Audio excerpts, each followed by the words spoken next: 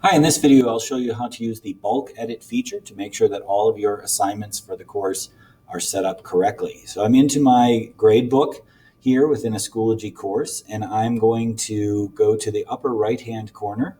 There is a series of three dots, and when I click on those, it brings up a menu that says bulk edit, print reports, export, and import. So export and import would have to do with bringing data in or exporting data to a spreadsheet.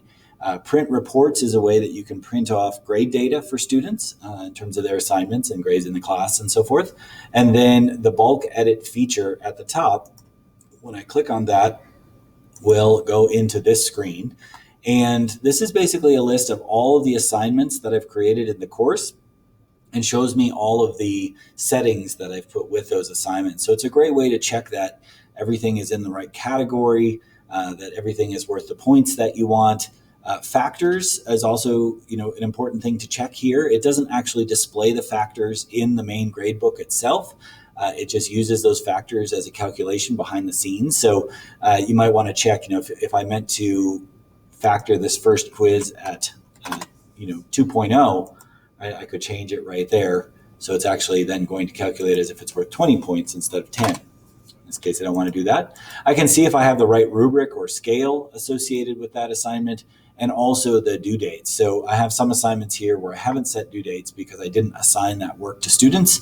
You can see those assignments are unpublished, but everything that's published, all the green dots show that things are published and visible to students, and I have the due dates set with those. As I scroll down, again, all my other assignments as well, I can just double check everything looks good. And then I need to make sure I click Save Changes at the bottom. If you don't click Save Changes, then anything that you adjusted or worked with there would be lost. So you want to make sure that you do that. Now, this is a helpful tool just for double checking that everything's correct and everything's the way that you want it in the gradebook. And it allows you to change the information for all of the assignments right there within this one area, which is kind of handy.